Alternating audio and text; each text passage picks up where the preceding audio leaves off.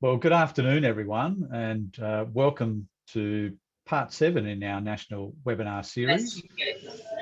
I'd like to start by acknowledging country. So I'm on Ngunnawal and Ngambri country here in Canberra, but wherever you may be sitting, standing or hiding in a corner with your laptop, I'd like to acknowledge that we're standing on what is Aboriginal and Torres Strait Islander land.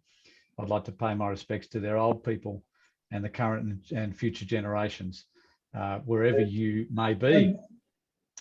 This is part of the Drought Resilience Leaders program. As I said, it's part 7 in the national webinar series. The Australian Rural Leadership Foundation, I'm the Chief Executive there, and we're very happy and proud to be part of this process. We're doing this in partnership with a number of other organisations, including the Foundation for Rural and Regional Renewal, the Rural Economy Centre of Excellence, National Farmers Federation, of course, the Australian Resilience Centre and University of Southern Queensland. So we value those relationships and the work that's going on throughout this program, including this fantastic webinar series. It is funded by the Australian Government Future Drought Fund, and it's really pleasing that fund and the government have recognised the importance, in addition to what's happening on people's farms and in their businesses, what's happening more broadly in terms of our communities as well. So I'm asking that as you enter the session, if you know what country you're on, it'd be good for you to stick that in the chat box so we know where you're zooming in from.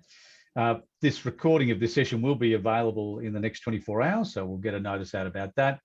And if you have any questions, and there'll be time for Q&A at the end, please pop that into the chat box and we'll see if we can get to as many of those as we possibly can.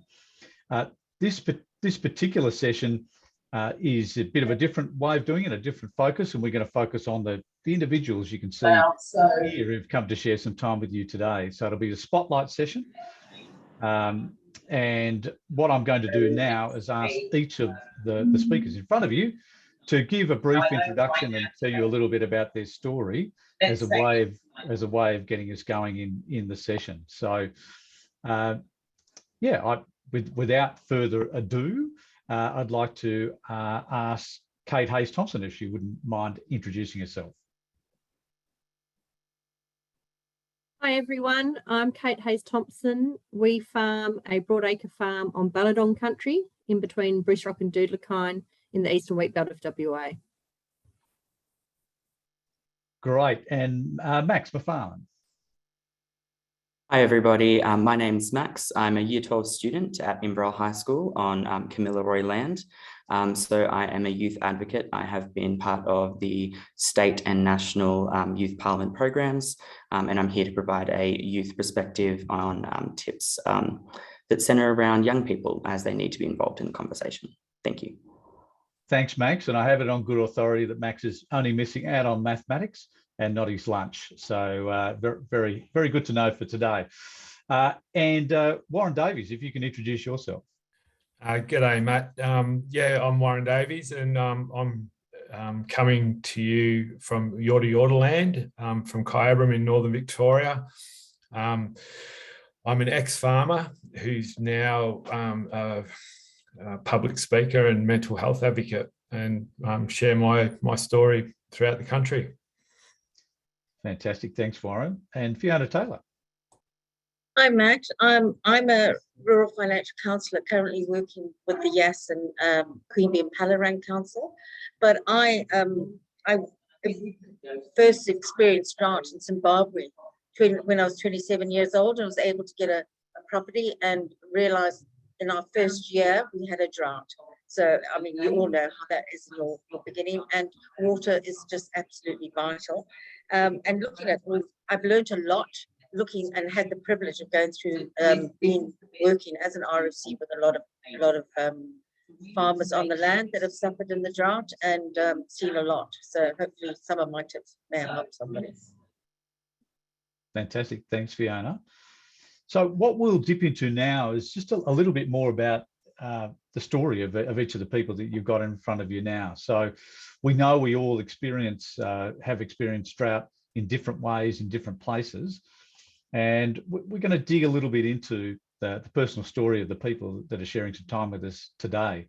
So we're going to start with their experience and their story, and a little later on dive into some practical tips that each of these people have and would like to share, and then we'll get to some Q&A. So Kate, I'd like to start with you. We know you're in WA.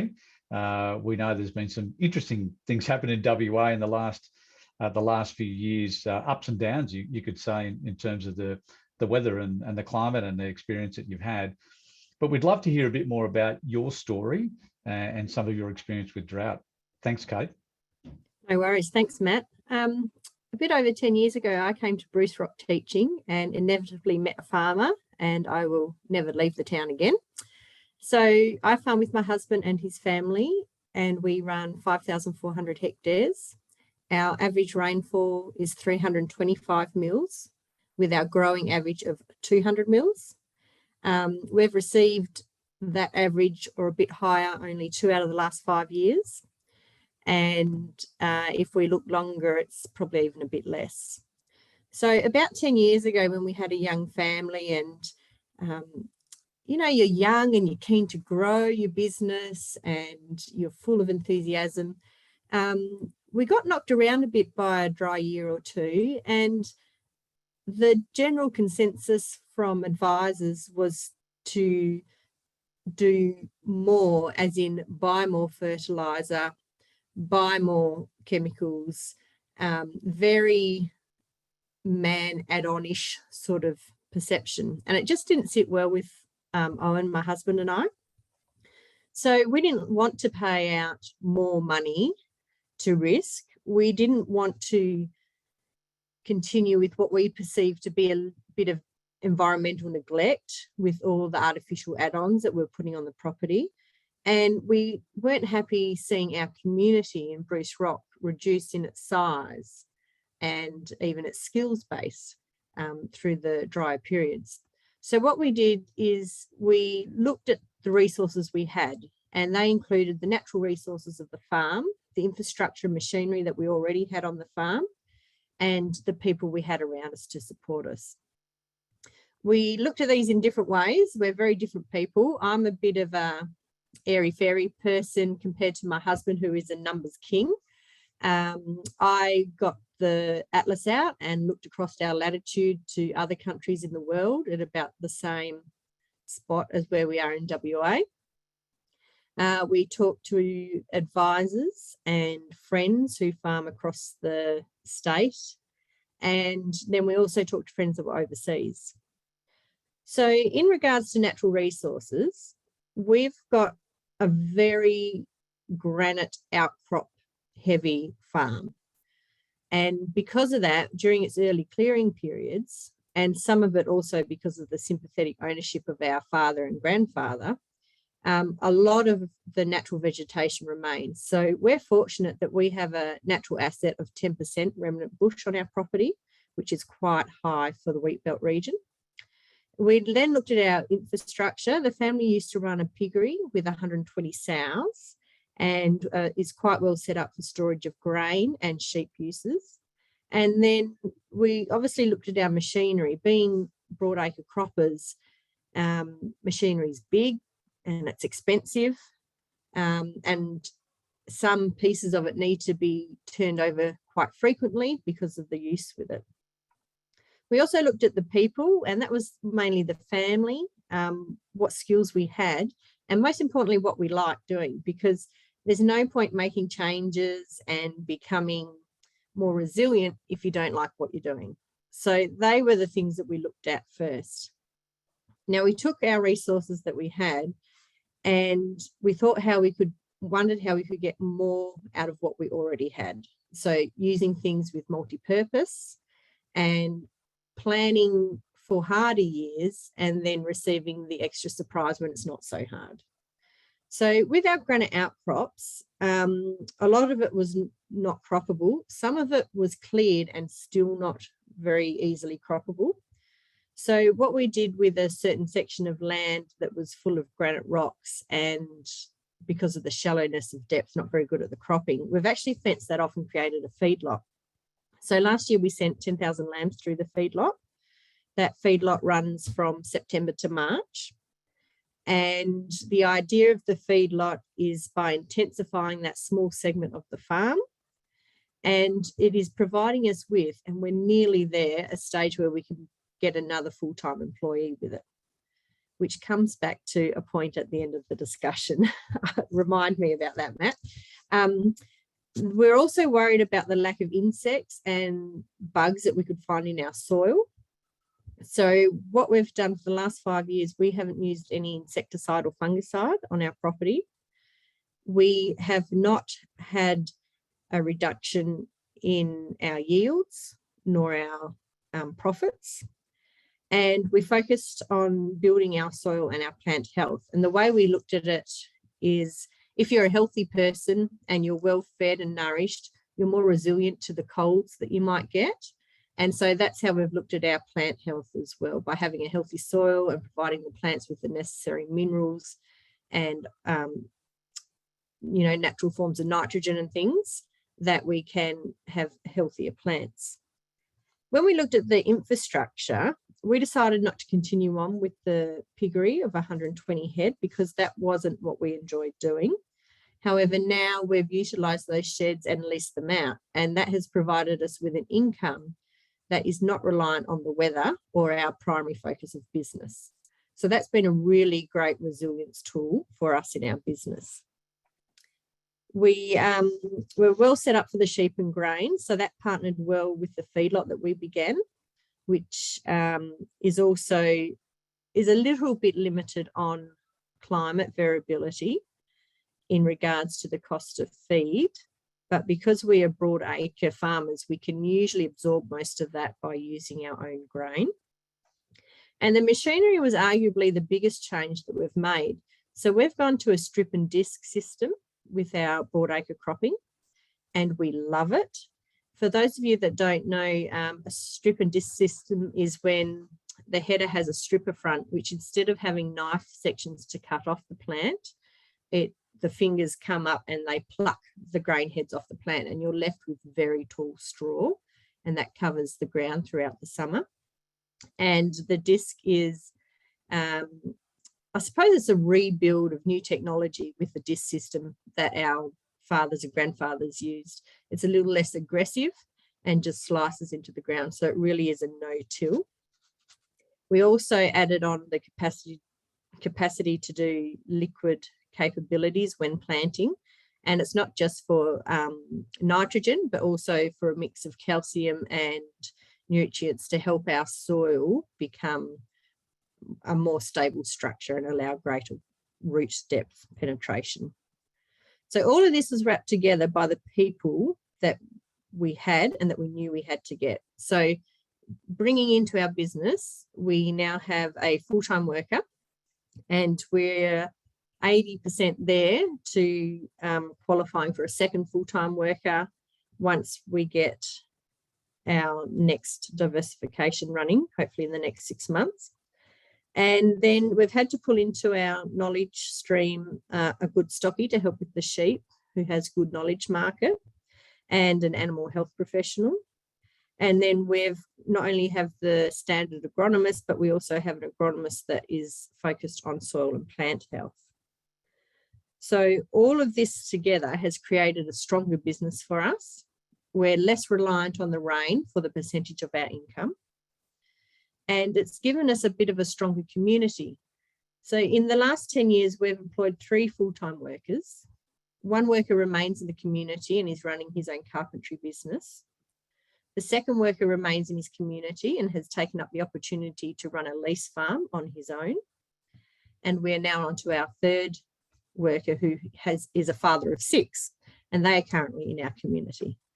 So we're happy, very happy with our business structure, that we are contributing not only to the strength and safety of our business, but also the resilience of our community, because we don't want to farm here without our community, and we're not going anywhere.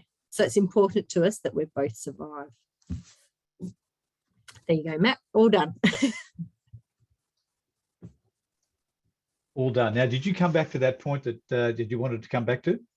Yes, it's definitely people. I'm just making sure you came back to people. That's what I thought you were going. People and community. If it's too lonely out here to farm without your community, so you've got to help build your community as you help build your business.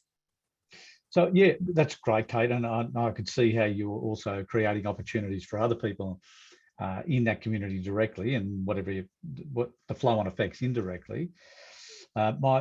Just a quick question, if I'm not supposed to be doing this, but anyway, I just wanted a quick question about, I understand the business and farm resilience moving into some of the community. Were in those decisions that you made, were there any implications in terms of your personal resilience, or, you know, obviously between you and the family? Yeah, change is hard and exhausting, and you've got to be continually changing because you don't want to be the proverbial duck on the pond, but you do need to rest in between your continual change. So doing the research and implementing and adapting to new things is important, but you do need to take time to just rest and review before you go again. One of the things my husband and I do is with our annual planner is the first thing that goes in is our 2 weeks holiday in January and our 2 weeks holiday in July. And that is non-negotiable rest periods for he and I. And then from there, it's pretty full after that. So if there's anything going forward, it is change is hard and adapting is hard, especially when at the end of the day, we're running a business and it needs to make money. Yeah, that's great. Thanks, Kate. I really appreciate you sharing some of that as well. We're going to move now to Max, who's found a quiet space in a busy school. I don't know if he mentioned that he's also the captain of his high school in Inverell. But thanks for taking the time, Max, and we're looking forward to hearing your story. Yes, of course. So yes, I am Inverell High's school captain, and I do a lot of youth work in the community. So I've started the Inverell Shire Youth Council, but I'm going to take on from what Kate's been talking about at the end about building that community.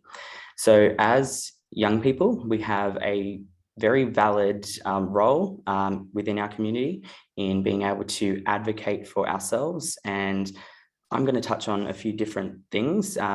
So basically, youth involvement, just in the broader discussion about drought, is the key factor that I really want to give tips on and be able to engage young people with the conversation about drought. Also, talking about the community in general, we've had the dry years and now we've come out of drought. However, we have seen that lots of those businesses in town have left.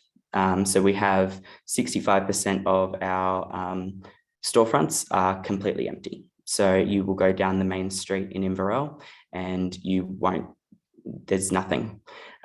We see that we've had a large business come to the town, and because of the drought and not being able to support that large retail store, it has left, and it has left the town quite bare, and we haven't been able to recover in building up those smaller businesses.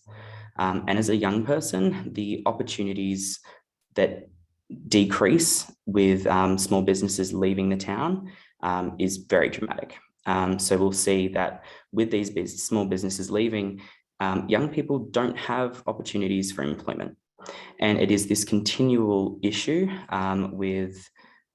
it starts with small businesses leaving. It starts with having not enough teachers. So we are currently in a teacher crisis. We are down by 13 staff at our school, and we have a lot of collapsed classes.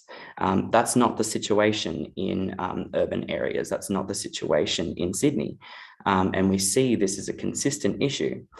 As young people, we have a voice in being able to advocate for ourselves, but we see that we can't be supported in our communities when we don't have the employment opportunities and the availability of further education. So we see in the town that approximately 60% of my grade will move out of our town, and they will move to those urban hubs to go to university. And along with that, we are seeing that these young people are moving away, but they're not coming back. And it's leaving our communities, our strong, tight-knit communities, quite bare with young people. And I will, when we talk about the tips, go through that type of stuff, but a little bit more about myself. So I've started 3 different councils, both on a state level in the Northern Tablelands and also for my Shire Council as well, just to provide young people with that voice. And we have advisory councils to the Shire, to the Inverell Chamber of Commerce, and just a broader community of young people who can talk about issues. So in a broad sense, young people do have a very valid role in our regional communities and rural communities. And I feel like we as young people need to be stepping up, but we also need to be brought to the table to have those discussions. That's me in general. Right, Max, and you know, I totally agree. I guess the question for a lot of people would be, in your circumstance, whether you feel as though you can be heard, or that the contributions that you and other young people would like to make in your community, in your region, gain any traction. At this stage, it is, yes, we have this council, we have this forum that we're able to go to. But unfortunately, our voices aren't being pushed to that next level and being able to say, if we want to keep young people in our regional communities and have that resilient, strong, tight-knit community, we need our young people to stay. So then we can have a strong and proud young people within our regional towns. And I don't feel as though our voices are being heard on the state level or even on the electorate level with the Northern Tablelands. But I do feel as though my Shire Council, I've worked quite closely with a lot of the councillors to develop a network system, which has provided 150 plus jobs to a variety of young people across our Shire. So that was one aspect that has been integrated, but yes, we do have a bit of lacking communication, I believe. Yeah, thanks, Max, and look, well done in having that very immediate and very meaningful local impact through working with the council. So well done to you. Thank you very much, Matt. We'll come back to you for your tips. Right. We're now going to move to Warren. Warren, we'd love to hear a bit more from you. Thanks, Matt, and well done, Max. That was fantastic. Yeah, a little bit about my story. Back in the early 2000s, we were dairy farmers in Northern Victoria, and we were non-generational farmers. I was brought up in, or grew up in Melbourne until the age of 15, and my family decided to move to the country for to pursue my dad's dream of becoming a farmer. He was a butcher by trade, and we faced a number of challenges. I left school and I worked on a farm for 6 years. Then purchased our own farm, went into a family business, and had some challenges along the way. We had a flood, we had a family bust up on the farm, and all those sorts of things. But then my wife and I, we bought my parents out of the farm and started on our own farming journey on our own. And a couple of years into that journey, we were hit by the drought.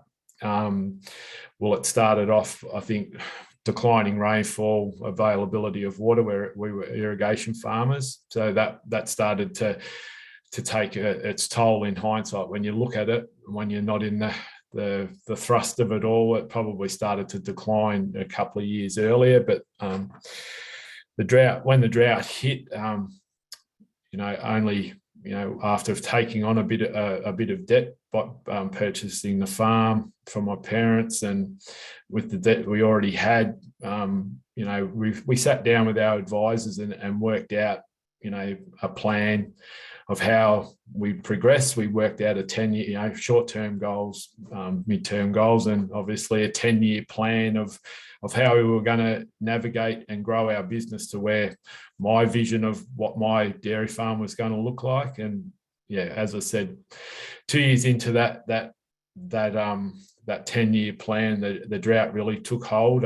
We were really lacking, water was starting to become, harder and harder to get, along with feed, and we were fairly highly geared. So, and not having that, I suppose, generational backup of being generational farmers. So, mum and dad were only finding their feet when I brought them out of the farm. So I was finding my feet, and that the drought, we were fairly confident in our plan, but the drought obviously continued over a number of years, and each year it got harder and harder. And I think, one of the main reasons I'm on the webinar today is to, give that mental health perspective, and the impact that had on me and my family was huge.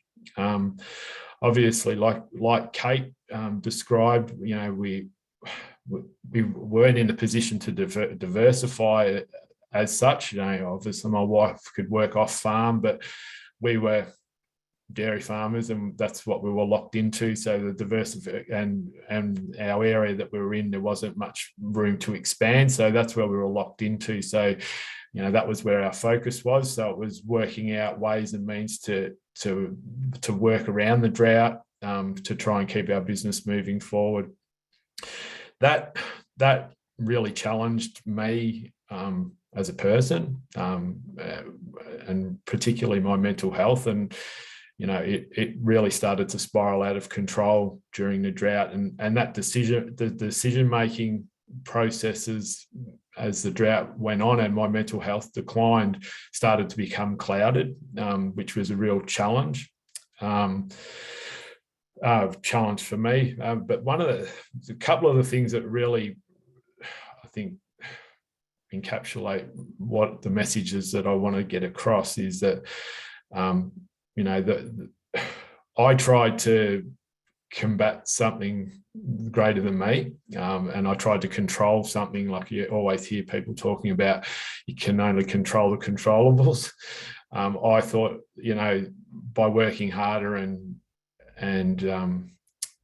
trying different things, that I'd be able to combat Mother Nature and the drought, and that also had a big effect on me, because I was trying everything and it just wasn't working, and it was getting worse and worse.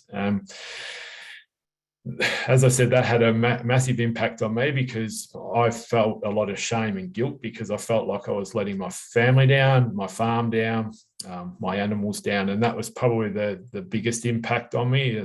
Moving into the third year of the drought was, my job as a farmer and as a dairy farmer was to look after my animals. Number one, like that was my role. And if I looked after them, they would look after me. And it got to the stage where things got really tight, water-wise and feed-wise, and I couldn't do that job as well as I wanted to, and that really impacted my mental health, and I did spiral, to some really, really dark places. That was obviously a conscious decision. We sat down with lots of advisors and worked out this plan. But when that plan became unfeasible, looked at our options, we tried lots of different things. Like we sold water 1 year because we worked out, we could buy in more dry matter than what we could grow with that water. So that we tried everything that we possibly could, got to the end of the line where we, basically were losing too much money. And as Kate alluded to in her presentation, that it was a business and it did have to make money, and we'd been losing money for long enough. And so we decided then to walk away from our farm.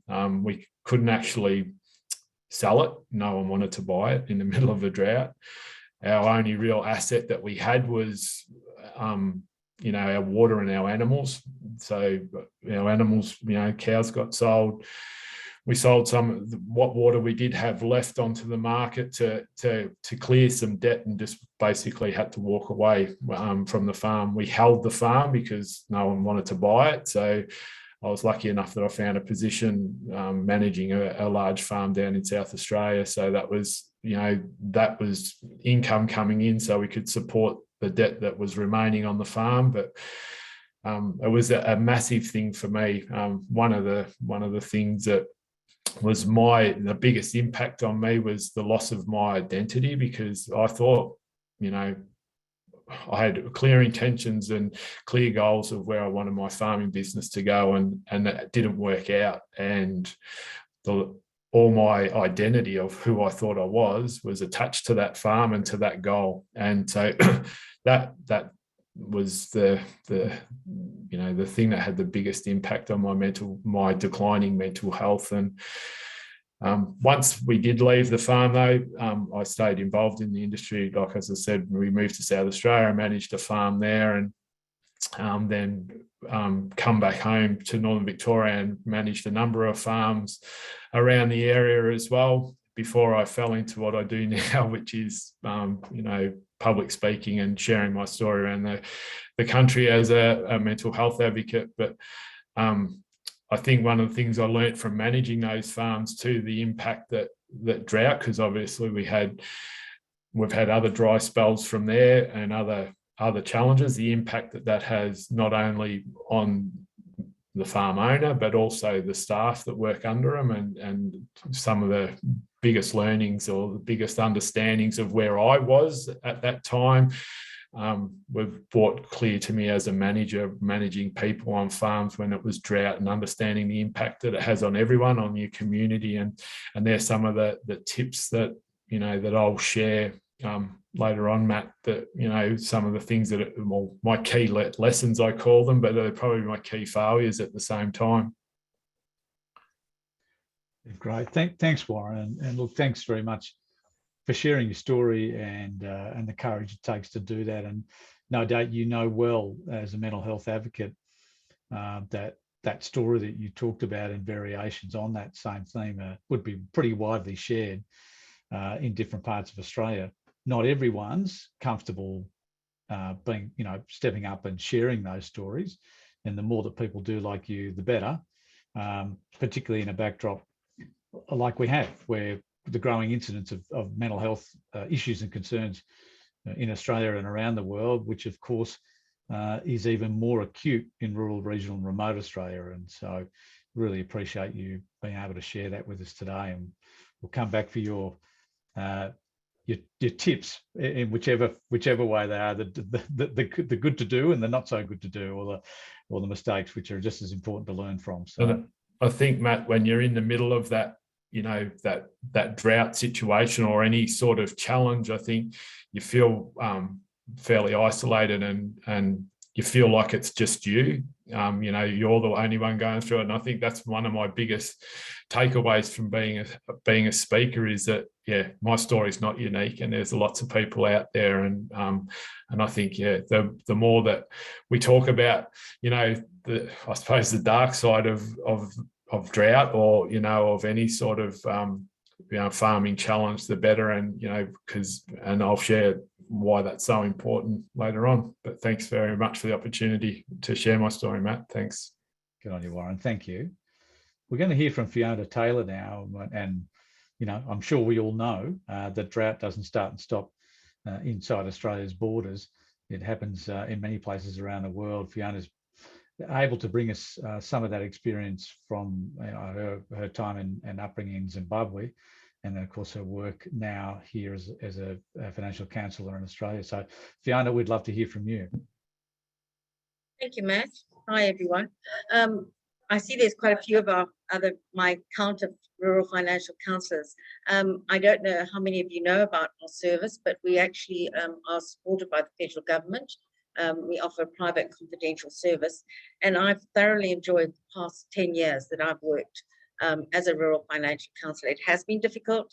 I've had to watch farmers going through stress, but we have the greatest opportunity of talking to the farmer at the kitchen table and to me, that's a pretty special relationship, and we are lucky. So don't hesitate contacting us. My personal experience of drought, as I said, from Zimbabwe. But when we arrived here, we lived in Burke, and that was the first longest drought that I've been involved in. I was working for Clyde Agriculture at that time, but not as a rural financial counsellor. And then moved around. We were actually in the cotton world, and in Narrabri, we got a small holding and started running sheep and hit another drought. And I know how hard that is to feed those animals, find that food day in and day night. And I have a lot of empathy for the farmers during the drought. And I think it's great that we're doing this now. And absolutely, there's no drought at the moment. This is the time to prepare yourself. And as everyone else has said, we're going to talk about that later. And community is absolutely vital, but I'm going to talk numbers. And that's a lot of people don't. It's very, very hard in drought. So we'll speak later, Matt. Great, Fiona, thank you. So we're going to move now to getting just a couple of top of mind practical tips from each of our panelists, each of our speakers. So now's the time to be thinking about your questions. So we've got the Q&A box there. So if you can start to load those in as we're going through this process, in about 12 or 13 minutes time, we're going to come to that Q&A part of this seminar. So if you can start to load those in, that'd be great. So I'm going to go to each of our speakers now and just talk about your top couple of practical tips in whatever form they come in terms of from your experience in terms of drought and drought resilience. So Kate, I'm going to come flying back to you, and we'd love to hear about your practical tips. Yeah, hi again, everyone. I think planning is a good thing to do, and sometimes some farmers aren't used to planning and they're not used to sharing their plans from their heads.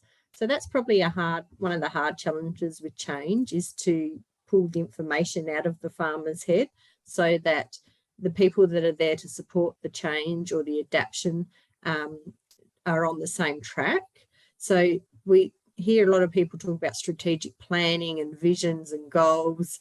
And, I'm a practical person and I find some of it airy and fairy. But once you get down to the steps of the strategies that you're going to use, they're actionable and they're timely, which is really good to do with change. Sometimes changing and adapting has consequences that you weren't planning. An example for us is once we changed our cropping system with the stripper and discs, we now have, and we experience little to no runoff into the dams. So it's great for our perspective that our soils and our plants are able to hold the water in them. But as a consequence of that, we are now undergoing a water restructure of our infrastructure for water. We've had to put in a new bore that catches water off a rock catchment that is only stock quality water. We're creating a pump station and we're adding extra storage to make sure our stock are watered over the summer. So although change is great and we plan for it, there's still going to be things that happen. It might be the consequences of the change. It might be the extreme variability in your climates that are coming our way. It might be government policy or international markets. And this is where I tied in with Warren, is that it's hard not to, but try and control what you can control and release the other stuff, because you can't think clearly with it all in your head and all the possibilities of things that might or might not happen. So I think it's really great to control what you can control and sort of dust it off the other stuff that you can't. Just work with what you get given. And as Fiona says, the best laid plans are those that are laid in advance. So when the seasons are good, prioritise where you spend your money. Spend your money in ways that will help your business grow or become resilient. It might not be getting a fishing boat, sorry. So good times and making the best of the good times definitely help you in the hard times. Great, Kate. Thank you for that. Some food for thought. And keep those. I noticed another question or two coming in. That's great. We're going to come back to those. We're going to move to Max now, and just to talk to you, Max, about your practical tips. Thank you. Of course. So I know that I'm a young person. I haven't had many life experiences that aren't in school. So I've spent 13 years in a schooling system. So I'm going to focus on education as the main thing. So in hard times, we need to be having genuine conversations with our young people. So having conversations about what drought is actually. And I'm not talking about in schools, but as parents, as community members, having conversations with a young person, even in primary school, infants, by having those conversations and having just a general understanding of what drought means and how it impacts the family and the broader community. And it doesn't need to be some complex thing about how it's all interconnected with the economy and all of that. But if young people have a general understanding of what young people, of what drought is and what is the immediate impacts and what are the long-term impacts, that's important. The second is just involving young people, and it flows on as well. Young people need to be engaged in the conversation surrounding drought and being able to understand what their responsibility is. From a community aspect, as young people, we want to be involved in everything that we can. And I think we've had a comment there just regarding how keeping kids in schools is building the community and helping build resilience.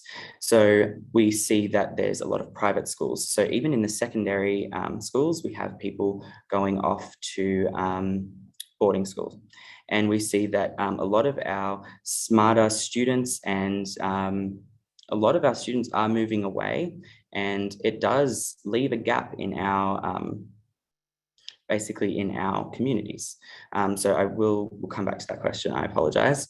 But job opportunities is a major thing. And I believe that in advertising on positions on farms in local communities and having those small businesses, seeking to employ young people and getting them trained. So having the opportunities for young people to get higher level skills and being able to understand different aspects. I think that is probably the main tips.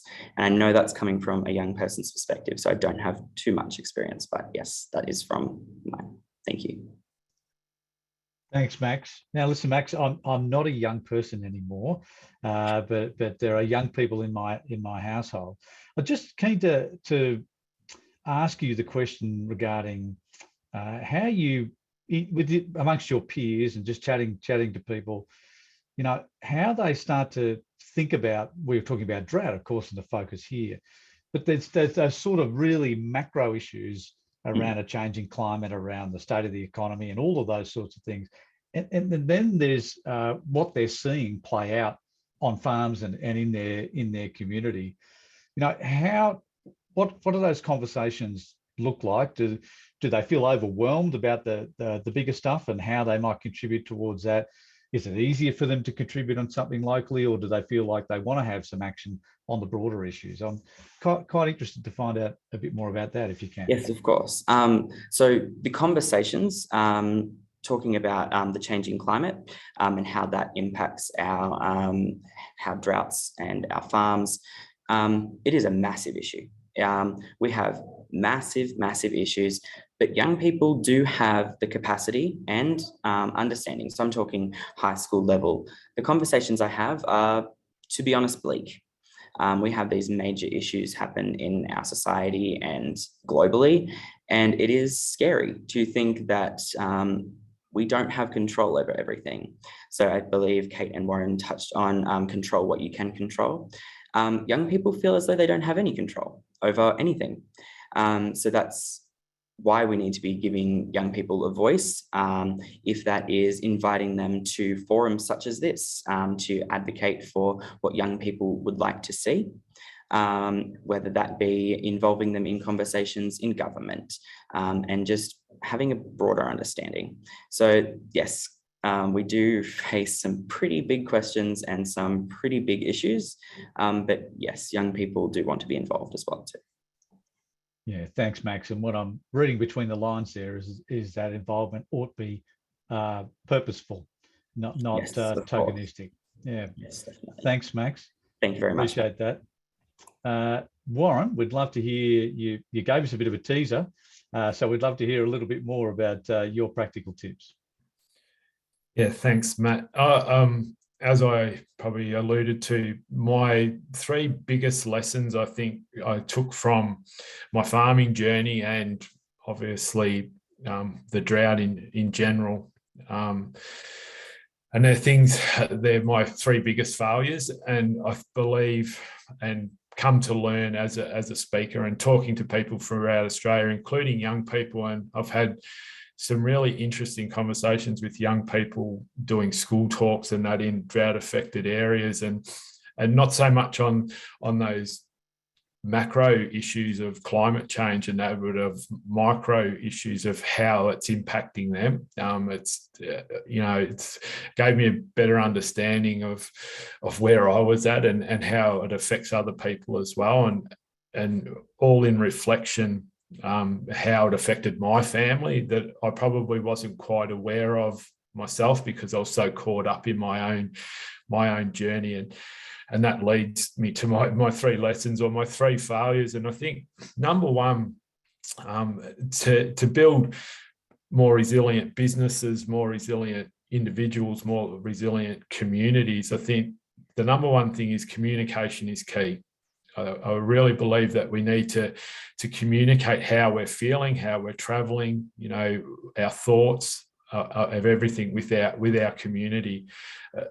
Why it's a lesson and a failure in the same instance. When we were in the middle of the drought, I was talking to my advisors and that, but I wasn't talking to my wife, who was my business partner. She was the person that was walking beside me, and because I didn't want to burden her with I knew that she was going through the same challenges, and I was just handling them differently to how she was, and her focus was obviously on, we had at that stage four young kids, so her focus was on them. So I really believe that communication is key, and one of my mission, one of the parts of my mission of being a speaker and a mental health advocate is to inspire those conversations, get people talking about, there's all the big stuff, but there's also this little stuff that has massive impacts on every community. So that's my number one lesson, or my number one failure, that communication helps build more resilient communities. My number two lesson is connection. So in the middle of the drought, when the things were at their toughest, I isolated myself. It was the worst thing I could possibly do. I stopped, I'm an AFL footy nut. I love being involved with my footy clubs. I stopped doing that. I was on school council, kindergarten committees, all that sort of stuff. I stopped doing that, and I just isolated myself on my farm. It was the worst thing I could possibly do. I'd lost connection with the important fabric that is me, and that's my community. And including in my community, I include family, and that I stopped doing all the stuff that I really hold important, and that exacerbated that spiral with my mental health. But as a speaker, one of the things I've really learned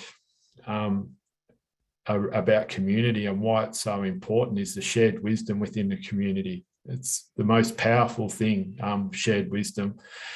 I was speaking to a guy at an end of a conference on the Gold Coast one day, and he come up to me and he kind of abused me for sharing my story, because he said, that's my story too. And this guy was an elderly farmer, and that really highlighted the fact that, well, why haven't you shared your story in the past, mate? Because that could have helped me navigate my journey. So one of the biggest things about connection to community and staying connected is that shared wisdom. We've all traveled a journey. We've all got, you come across stuff on the way that's important and valuable that we should be sharing. So that's my number one. My number two lesson. My number three is to seek help. Particularly around your mental health and well-being. If you are struggling and you're obviously facing the challenges that Mother Nature might throw at us, it's not weak to put your hand up and say, look, I need some help here. And whether that's, for your business, for your relationships, or for your own personal mental health and well-being, it's really important that, that we seek the help and treat it seriously. And obviously, as you heard through my journey, some of that advice, or when you do seek help, mightn't be the advice that you want to hear. And like the last thing in the world that I wanted to do was walk away from my farm, but that was, the unsurmountable advice that I was getting that, pointed in that direction, and that was the decision that we ended up having to make. But treating that advice, and treating it like seriously and implementing that advice as well is really important. So they're my three tips, my three lessons in life, or my three failures, Matt, and hopefully someone can relate to what I'm talking about. There'll be lots of people that do, but take those pieces of advice with them. Thank you. Yeah, thanks, Warren. And there's no learning in life without trying and failing things. So really important messages, and we might come back to it, see what questions we have, but I'd sort of be keen to know for all those people out there who are, on the edge of taking that next step and not quite getting there. You might think about that for a minute, Warren, in terms of asking for that advice or asking for help. So I'll come back to you. Yep, no worries, mate. Fiona, over to you. Thanks, Matt. I've learned there's quite a few things. We have the 3 Ws succession, and I thought, okay, what can we do about drought? And I've been cheated. Kate's already spoken about number 1, the plan, the 3 Ps: plan, prepare, and pay attention. So a drought management plan is fantastic. Do it now. Don't wait until the drought. And remember what happened last time. Because I'm sorry, I keep on telling farmers, I'm sorry, it's coming again. Be ready this time. Remember that you were carting the water, the stock were getting stuck in the dam, how far you were down with your crop. So if you can put those preparations, write it down, use it, and review it. And most important thing about that plan is that awful decision that you have to make. Which Warren's spoken about, but more selling your livestock. When are you going to sell the livestock? And we all want to have a crystal ball and know when it's going to rain again, but that's your decision, and we can't help you with it, but it's up to you. The second thing is prepare. So this is what I've heard from it, because I haven't asked my other RFCs who've been in for longer than I have their views. I will tell you my main view. Prepare, build your hay sheds now. Get your silos, get your water infrastructure ready, and talk to your bank so they get to know you. Build that relationship now instead of going in and just freaking out and saying, I need more money. Build up your relationship now. I've put the third one, pay attention, in italics, because that's during the drought. And I've noticed, dealing with the farmers that I have, that they're so involved with what's going on in the ground, and it's so important to them to feed the stock. How am I going to get the fodder to them? That they're not keeping an eye on other things like the cash flow. That's Fiona's big one, is the cash flow, which is key. Talking to people to say, I'm not going to be able to pay my money. So if you have a cash flow, you know where you're heading.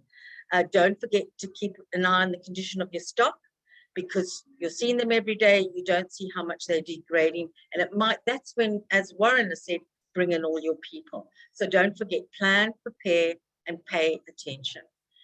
So the next one slide, Hayley, is the financial tips. I'm conscious of time, so. There we are, that's Fiona's, cash flow. No excuse not to have a cash flow. And why? Because we've all got software on the computer that will just press a button, budget to actual. If you can't do it, get someone else, get skills in it. And I'm just asking you to look at that bottom line and watch it, because, and it's easy for me to say, you've got to increase your income, decrease your expenses, but that fodder soon adds up before you know it. And it's good to know, go to the bank before you can, the debt start rising up. The second thing is minimize your debt. And that's, Kate's touched on that. She talks about boats, I talk about land cruisers. It is difficult because of the tax, talk to your accountant, but honestly, if you can reduce your debt, I can assure you that a lot of the financials I see, debt is interest is one of the highest costs. And if you compare it to your income, I spoke to a farmer just the other day, he's paying 20 cents to every dollar that he's earning in interest. So please minimize your debt if you can, and talk to your accountant. And thirdly is farm management deposits.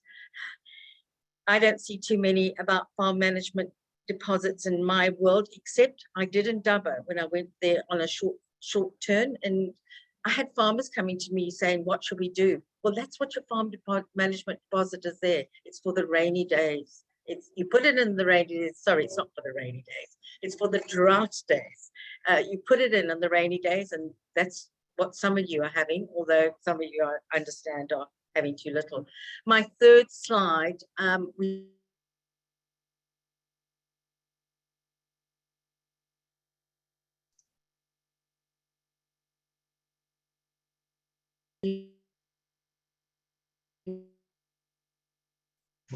Just having a few issues there. Fiona, can you hear me? Okay, Fiona's just frozen on us there, but I think we can see in that third slide that it's probably reiterating some of those messages, Warren, that you were talking about around communication, around community, and of course, self-care. Already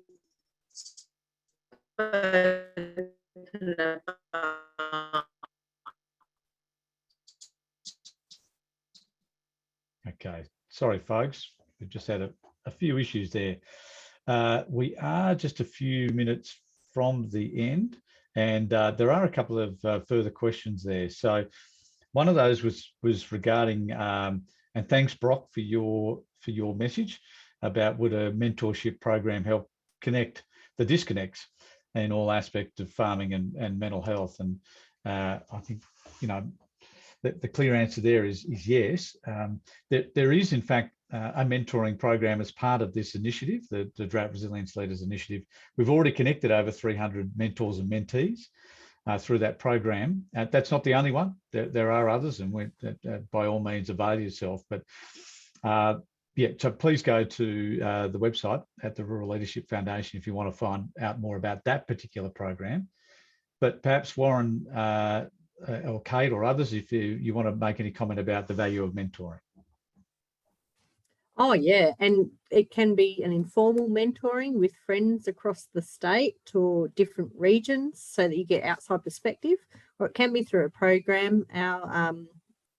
We've banked with Rabobank and they offer a program as such. Another thing we've undertaken this year is bringing out vet students for work practice onto the property. So that's another form of mentoring and increasing their education and knowledge about the industry. So there's definitely lots of opportunities. And when they come, I'd encourage you to share your student or mentoree with your neighbours or people in your community that do slightly different things involved with agricultural still, because then they get a picture of the whole scope, so that if farming is not their thing, they still know they have a place in the regional community that they can contribute to. Great, thanks, Kate. And Warren? Yeah, look, mentoring played a massive part in my farming journey, especially from, you know, starting off, you know, working on a farm. It's like, as I said, I grew up in Melbourne, didn't have all that, you know, growing up on a farm kind of experience. So, you know, and even if it was just someone that, you know, I only spent a day with, that, you know, it could impart, like, and I go back to that shared wisdom, like just sharing one little bit, you know, and I could name numerous occasions where I only spent a day with a person, but that piece of advice kind of stood me in good stead right throughout my career and still does today. And mentors from all different, you know, not just your farming journey either, like, you know, football coaches have been mentors, have taught me life lessons as well, like, not, you know, you just, and stuff that they taught me I could implement on my farm as well, like, it's just, they're just life lessons. So mentors have played a big part in mine, and yeah, I'm pretty you know, proud to be involved in the mentoring program, and hopefully being able to share some of that wisdom that I've picked up along the way. Right, thanks, Warren. Folks, I recognise it's now 1 o'clock. Michelle, I'm sorry we didn't get to your question. We'll see if we can get back to you afterwards, and that's about recapturing some of the lifestyle part of farming, which is an important question. And someone else asked a question about what people are seeing in adaptations to a changing climate. So we'll take both of those, Hayley, on notice, and try and get back to those participants. I want to thank everyone for being part of today's session. I hope you've enjoyed it. There will be a short survey on the way out, so we can get your feedback. We'd love to hear more about that.